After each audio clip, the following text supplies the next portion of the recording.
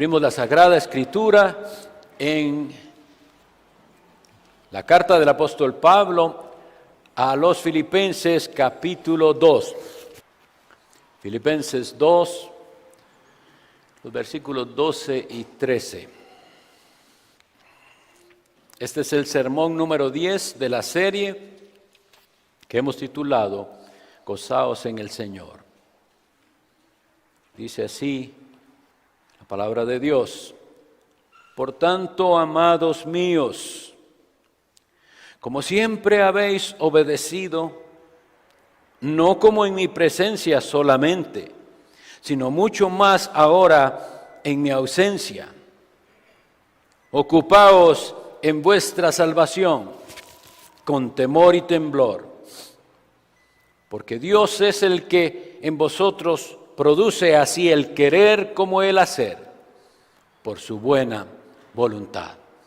El Señor bendiga esta lectura de su palabra y su Santo Espíritu nos auxilie de verdad para entender. Empezamos nuestra meditación meditando en esta frase: ¿cómo trata el apóstol Pablo a esta iglesia a la que se está refiriendo? Amados míos. Las palabras que él tiene para ellos realmente son, como veremos, difíciles de recibir en una parte. Pero eso es lo que debe entender la iglesia, que aunque la palabra sea de amonestación, que aunque la palabra sea de serias advertencias, proviene del amor que el expositor, el pastor, el ministro del Evangelio tiene por el rebaño. Entiendan eso. A veces será necesario dar una palabra de muy seria amonestación, advertencias, pero no están motivadas por tratar de dañar a nadie ni tratar de lastimar a nadie. Que si seamos lastimados podamos decir: la espada de Dios entró y penetró y me punzó hasta donde me dolió, pero fue Dios por amor. Amados míos, eso esperamos nosotros, los que estamos aquí predicando la palabra de Dios para ustedes. Por eso es que duele cuando nosotros, habiendo preparado un mensaje, habiéndonos esforzado en traer algo que no lo hicimos a la carrera, sino meticulosamente, esforzadamente, veamos gente desatenta o durmiéndose. Eso, hermanos, debe mejorarse y eliminarse. Si usted tiene problemas con el sueño, yo le ruego, levántese y vaya y se pone atrás. De pie no se puede dormir.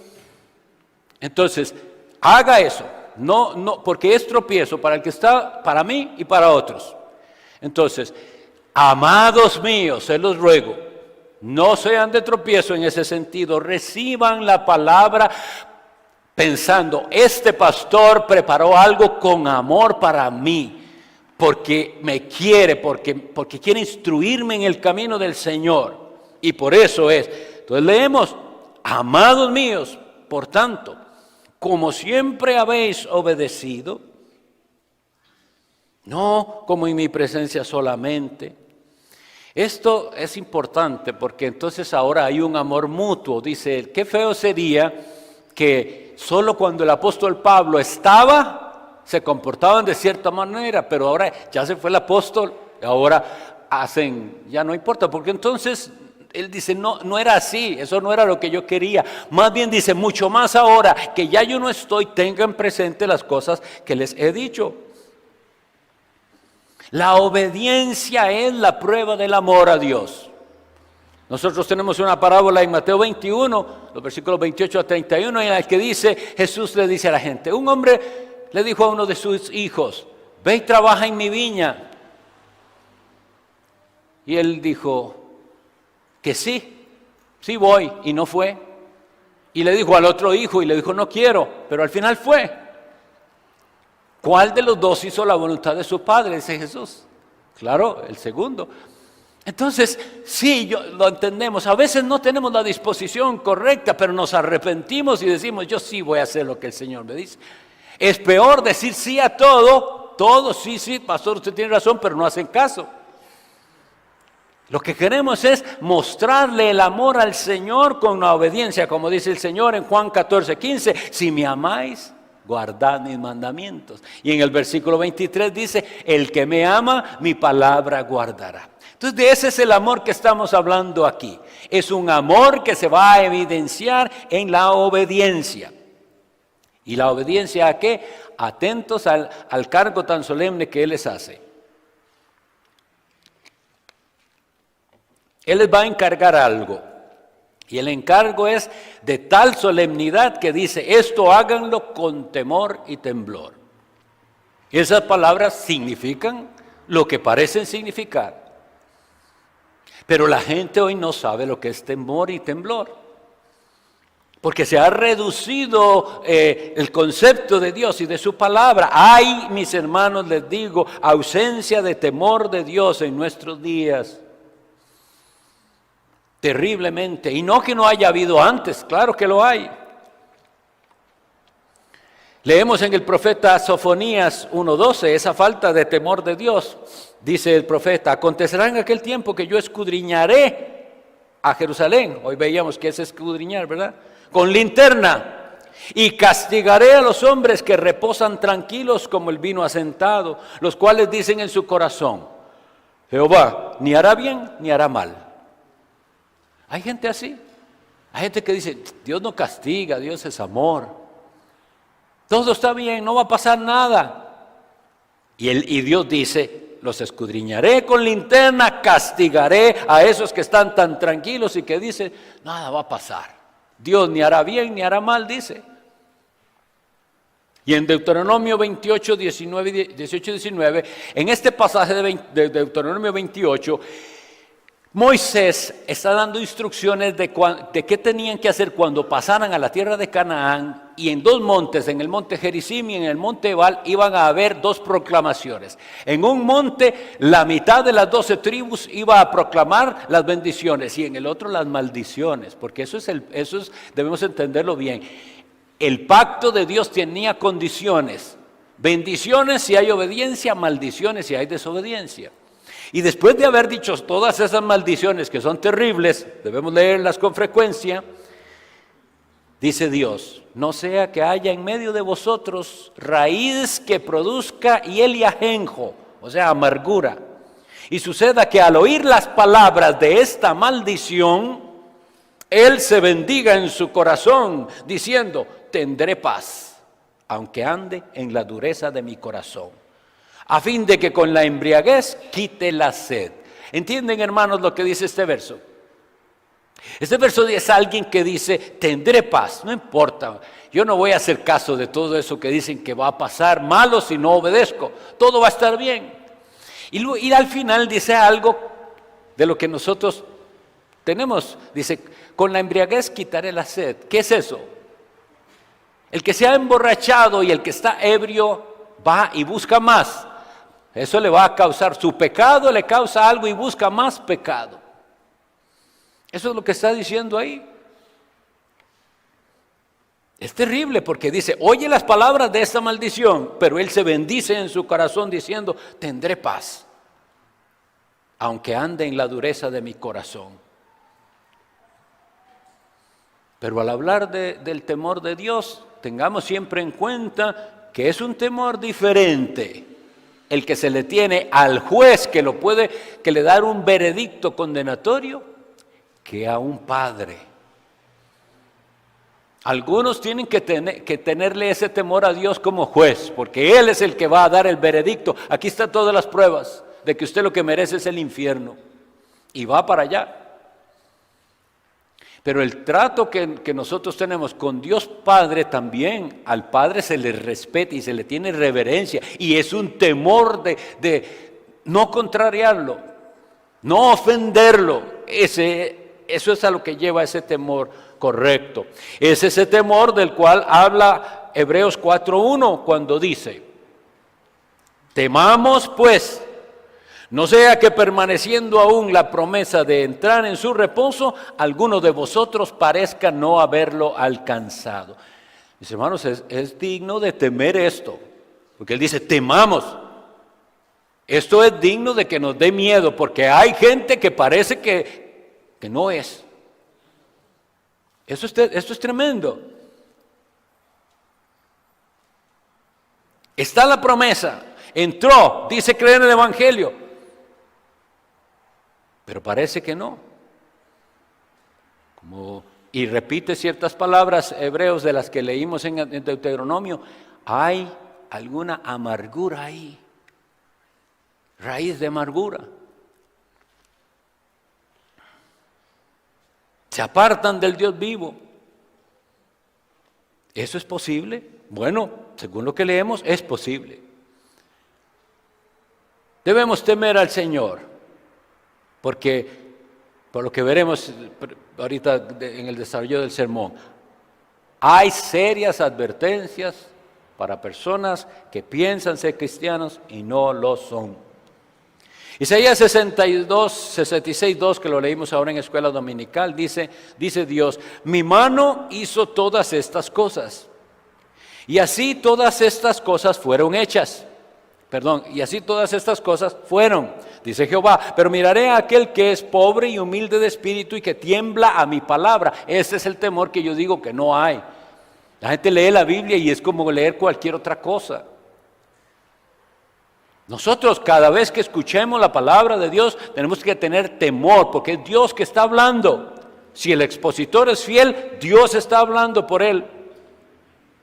Ahora, ¿qué es lo que Él les dice que hagan con temor y temblor? Si ya he logrado hasta aquí tal vez despertar su interés en lo que es el temor y temblor delante de Dios, ¿qué es lo que Él dice que haga con ese temor y temblor? Y Él dice: ocupaos en vuestra salvación. La palabra ocuparse significa es dedicación seria a algo. Ya la habíamos visto cuando estuvimos estudiando la primera epístola a Timoteo, en el 4:15, que el apóstol le dice, en 4:13 le dice: entre tanto que voy, ocúpate en la lectura. Ocúpate es, no se lea a veces, no, ocúpese eso es en lo que está, leyendo la palabra y leyendo todo lo que sea útil para el ministerio. Ocúpate diligentemente en la lectura, en la exhortación, en la enseñanza. Y después le dice en el versículo 15: ocúpate en estas cosas, permanece en ellas, para que tu aprovechamiento sea manifiesto a todo. Bueno, es el mismo verbo que se ocupa aquí ahora, y es ocúpate en la salvación. Y eso es lo que necesitamos que sea explicado ahorita. Cuando se le dice a ellos: ocúpese con temor y temblor, debemos recordar las palabras que hay un riesgo de menosprecio de la salvación. Hebreos 2:3 dice: ¿cómo escaparemos nosotros si descuidamos una salvación tan grande? ¿Cómo escaparemos nosotros si descuidamos una salvación tan grande? Y ese descuidar es menospreciar una salvación tan maravillosa, tan grande. Una salvación que es a través de la sangre derramada del Hijo de Dios. ¿Cómo vamos a tener eso en poco? ¿Y cómo vamos a pensar que teniendo eso en poco vamos a escapar de la condenación? Como les decía, ocuparse significa que esa es la prioridad en nuestra vida. El mayor esfuerzo de energías y devoción se dedica a Cristo y a su reino. Eso es lo que dice. Pregunto, ¿es eso así en nuestra vida? ¿Es Cristo y el reino de Cristo lo que ocupa en la mayor energía, interés, esfuerzo? Hebreos 6:9 dice: pero en cuanto a vosotros, oh amados, estamos persuadidos de cosas mejores y que pertenecen a la salvación, aunque hablamos así. Aunque hablamos ¿cómo? En hebreo lo que él está diciendo es que hay gente apóstata, hay gente que, aunque profesó ser cristiana, va a estar en el infierno.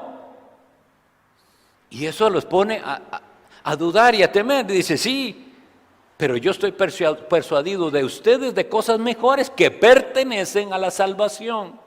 Pero es necesario hablar así, es necesario hacer las advertencias. Los asuntos de religión deben ser para el creyente los de mayor importancia en su vida. ocupaos, implica un esfuerzo.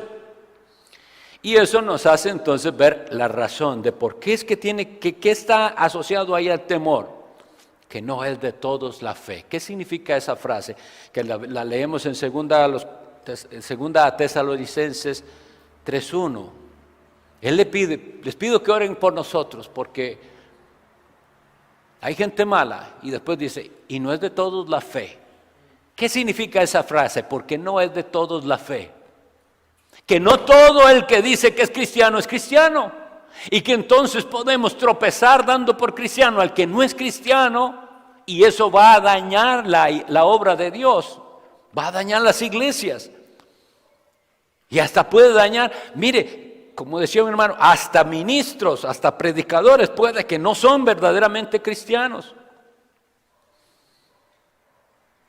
Una persona viene a la iglesia, piensa que eso es ser cristiano. Ir a la iglesia, los días que hay culto, hacer ciertas cosas, no hacer ciertas otras cosas y cree que eso es ser cristiano.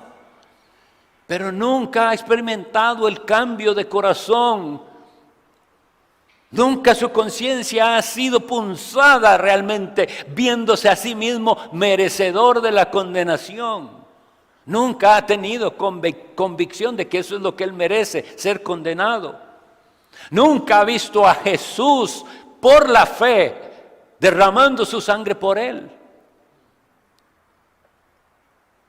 Miren que esto es posible porque en 1 Corintios 15:34 le dice Pablo a la iglesia allá, velad debidamente y no pequéis, porque algunos no conocen a Dios, para vergüenza vuestra lo digo.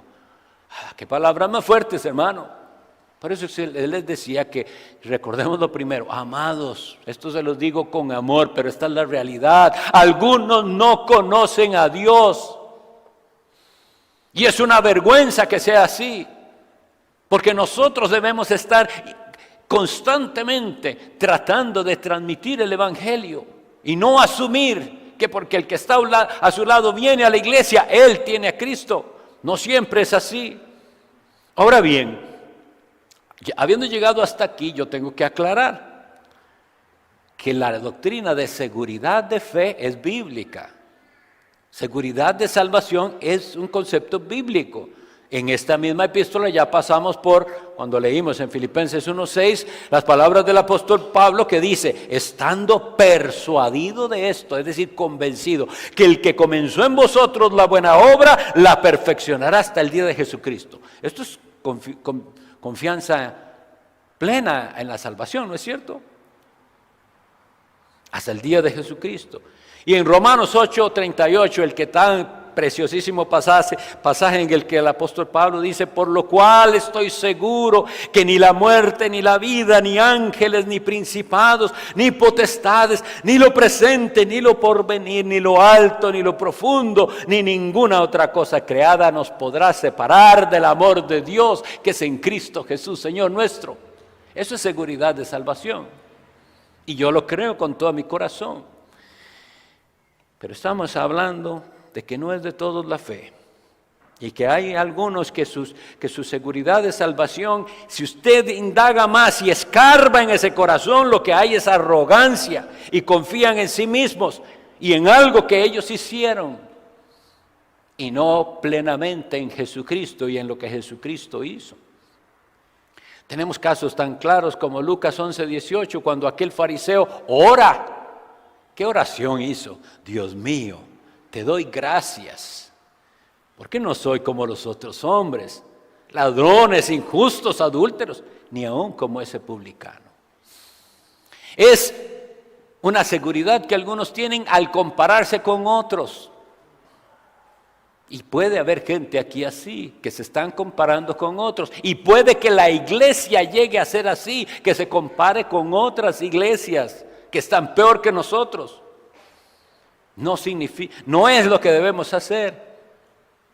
Nosotros tenemos que, con temor y temblor, ocuparnos seriamente en lo que tiene que ver con la salvación. Porque la salvación es pasada, presente y futura. Cristo ya derramó su sangre hace más de 2000 años. En ese sentido ya la salvación ocurrió, ya Él salvó a los suyos. Es un hecho ya, listo, consumado es. Y la salvación es presente cuando el Espíritu Santo va, ilumina las tinieblas del corazón, y aquel que nunca se había visto tan malo se ve como el peor de los pecadores y va al Salvador y le pide salvación y recibe por la fe el perdón y la vida se le cambia por completo. Y eso es lo que le pasa, que algunos no conocen nada de eso. Nada, de ningún cambio. Han sido siempre como son, básicamente. Y otros, lamentablemente, lo que han hecho son algún tipo de mejoras en la conducta. Y se puede hacer. Ya no digo casi malas palabras. Ya casi no hago esto o lo otro. Pocas veces. Y viven así. Es una vida nueva. Es una vida nueva en Cristo, eso es ser cristiano. Pero cuando eso sucede, tenemos que entender que todo es obra de Dios. Miren, una de las ilustraciones que había dado en aquella serie que vimos, la vida escondida, recuerdan algunos. Yo les decía que la salvación pudiéramos compararla con un viaje en barco. Y claro, vamos en el barco y en el barco puede haber tormentas, de todo pasar en el trayecto, pero el que va la promesa que nosotros tenemos es que ese barco llegará a su destino. Y ese destino es la gloria eterna con Jesucristo. Eso es lo que leíamos. Pero ¿qué es el problema? Que algunos tomaron el barco equivocado. Y si usted va en el barco equivocado, no va a llegar nunca, no va a llegar. Y esos son los barcos que naufragan o llegan a otro lado, pero no donde iban a llegar. Y de eso es lo que se trata esta meditación. Asegúrese que ya usted está en la nave correcta. Yo creo que va a haber sorpresas, muchos predicadores lo han dicho y es la realidad. Va a haber muchas sorpresas en este sentido. En el reino de Dios veremos gente que usted no pensaba que iba a estar ahí. Pero allá también no vamos a ver a ciertas personas que dábamos por sentado o por un hecho que iban a estar. ¿Cómo? Si estaba en la iglesia y hacía esto y lo otro, y no estará. Bueno, no piense en el otro, piense en usted. ¿Estará usted ahí? ¿Llegará usted? ¿Ha tomado usted la nave correcta? ¿Se ha arrepentido de verdad de sus pecados? ¿Ha tenido ese clamor a Dios cuando usted le ha dicho, Jesús, sálvame? Perdona mis pecados. Y ha dejado atrás su propio camino para seguirlo a Él. Si eso es así, le garantizo que estará ya con nosotros. Pero Dios es el que produce aquí. Por eso es que tiene que haber temor y temblor, porque Dios es el que produce en nosotros así el querer como el hacer. Por tanto, no hay lugar para la jactancia. Isaías 26:12 dice, Jehová, tú nos darás paz, porque también hiciste en nosotros todas nuestras obras. Esta doctrina le molesta a muchos. No les gusta que les diga, mire, si usted ha hecho algo bueno, es Dios en usted, no se jacte, porque la gente quiere un poquito de gloria. Tú hiciste en nosotros todas nuestras obras. Juan 6:65, y dijo Jesús, por eso os he dicho que ninguno puede venir a mí si no le fuere dado del Padre. Esta doctrina me dice que usted no tiene ni yo en sí mismo la capacidad de ir al Salvador. Ninguno puede venir a mí. ¿Y sabe qué es más grave? Ninguno quiere ir a Cristo tampoco. Porque Él es el que produce el querer como el hacer. La Biblia dice claramente en el Salmo 3:8 y en la salvación es de Jehová, sobre tu pueblo sea tu bendición. Sobre tu pueblo. Jonás 2:9, pagaré lo que prometí, la salvación es de Jehová. ¿De quién es? De Jehová. No nos estamos salvando a nosotros mismos, Él es el Salvador.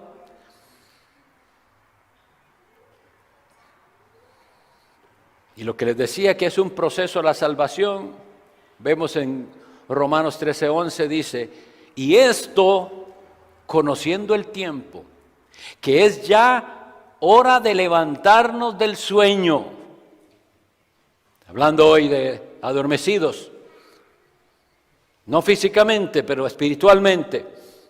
Y con esto quiero aclarar, yo sé que hay razones, yo sé que no es por mala intención, pero a veces nos vence el medicamento, el cansancio, lo que sea, pero de la batalla, hay que pelear la batalla. Entonces dice, y esto conociendo el tiempo, que es hora ya de levantarnos del sueño, porque ahora está más cerca de nosotros nuestra salvación que cuando creímos. ¿Se ha pensado esto? Si usted lo entiende, usted tiene que decir, gloria a Dios. Hoy estoy un pasito más cerca de la meta que ayer. Hoy está más cerca nuestra salvación. Pero ahora sí, la razón del temor y temblor es esta. Dios es el que produce. Y le pregunto, ¿ha producido Dios en usted el querer ocuparse de las cosas espirituales? Porque el querer, es decir, las ganas, el deseo estudiar la Biblia, deseo leerla, deseo entenderla, deseo orar, deseo ir al culto. ¿Ha producido Dios algo en eso? ¿En usted? Ve cómo está relacionado al temor y temblor, porque si no lo ha producido, tiemble. Porque usted no ha entrado todavía en el barco de Dios, o va en el barco incorrecto. ¿Ha producido Dios en usted obras de justicia como las que leímos ahí? Tú hiciste en nosotros todas nuestras obras. ¿Qué nos indicaría entonces la falta de interés en las cosas espirituales? Con temor y temblor, porque Dios es quien produce en vosotros así el querer como el hacer por su buena voluntad. ¿Qué indicaría entonces esa falta de interés en lo espiritual? ¿Qué indicaría esa falta de involucramiento en las labores del reino de Dios? Si el reino de Dios y el servicio en el reino de Dios es algo ajeno para usted, ¿qué indica eso? Que usted no ha experimentado una obra de gracia, que Dios no ha tratado con usted aún. Porque usted ha sido sordo al mensaje, porque ha sido rebelde. Ocupaos en vuestra salvación significa esforzarnos por hacer lo que es nuestro deber hacer. Esforzarnos por hacer lo que se supone que nosotros como cristianos hacemos. Que andéis como es digno del Evangelio, habíamos visto la vez pasada. Eso es. Anden, caminen, compórtense como es digno del Evangelio. Hablen como deben hablar los verdaderos cristianos. Vivan como deben vivir los verdaderos cristianos. Administren sus finanzas y su tiempo y sus energías como lo debería hacer alguien que tiene su mirada en las cosas de arriba y no en las de la tierra. El que así lo entienda se esfuerza por no faltar al culto. Se esfuerza. Se ocupa de ello. Voy a procurar, porque el que no encuentra siempre una razón para faltar. Siempre hay una razón, algo siempre pasa. Y como nosotros decimos, mientras usted avisa, es usted allá con Dios y la razón que usted tiene para faltar es válida o no. Pero yo lo que le confronto ¿es válida esa razón? Hizo usted esfuerzo pero no pudo. Si usted hizo el esfuerzo y no pudo, tenga paz. Pero yo sé que muchas veces es que hay falta de ánimo y de ganas y nos vence el enemigo. Hay que dar la batalla, hay que esforzarse. Ocupaos. Esto se refiere a la salvación. Lo mismo pasa con el leer la palabra de Dios, lo mismo pasa con el orar. Es algo de ocuparse, no va a ser automático. Usted debe esforzarse Y si usted es verdadero cristiano, debe tener consuelo en esto. Para eso se me dio el Espíritu Santo. No estoy solo, tengo un ayudador. Pero si usted no ha nacido de nuevo, no tiene ayudador y no podrá. Va a ser demasiado pesada la carga para usted. Todo esto de lo que yo he estado hablando, para muchos es fanatismo. Esto de ocuparse en estas cosas, que esto sea lo más importante, es fanatismo para ellos. Pero nosotros creemos que el propósito de Dios por el cual Él salva pecadores debe cumplirse. Y cuando la Biblia nos enseña del por qué, nos dice que para la alabanza de la gloria de su gracia. Para eso Él salva pecadores, para santificarlos, no dejarlos como estaban, cambiarles la vida. Entonces, ese propósito debe cumplirse. El propósito de la salvación es que Él salva pecadores, los rescata, los libra del poder del demonio y del pecado, y ahora los santifica para usarlos en su reino. Eso es. Y hace falta hablar de esto porque algunos se conforman con lo mínimo. Y por eso es que Él dice, por tanto, amados míos, algunos puede que se estén conformando con lo mínimo. Y entonces su experiencia espiritual y su caminar con Dios es el mínimo. Qué triste esto, porque no va a estar preparado para la hora de la prueba. En cambio, si hacemos esto de ocuparnos en nuestra salvación con temor y temblor, diligentemente, en el día de la angustia y de la prueba venceremos.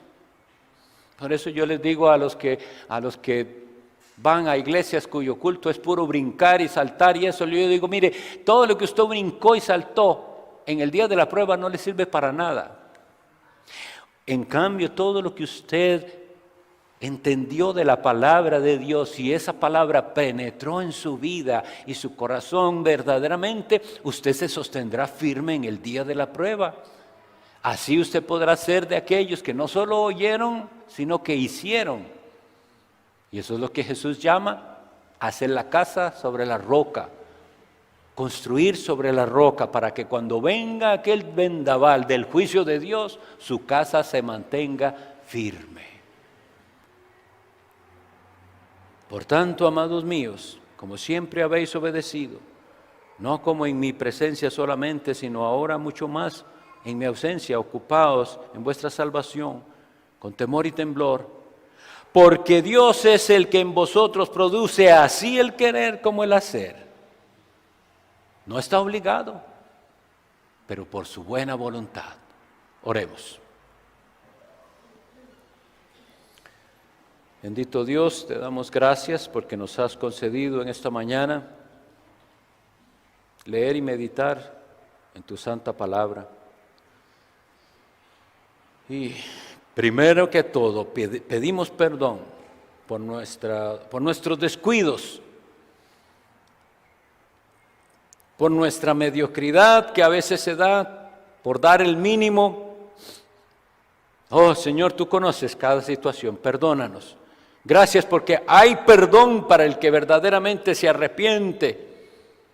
Y sabemos que también el arrepentimiento es una gracia y solo tú la puedes conceder. Concédenos, Señor, mejores y más sinceros arrepentimientos. Dejar las cosas vanas de este mundo para ocuparnos, estar diligentemente, esforzadamente trabajando en todo lo que tiene que ver con nuestra vida espiritual. La vida que tú nos diste, que no nos la dimos nosotros mismos, tú nos diste vida en tu Hijo Jesucristo. Amén.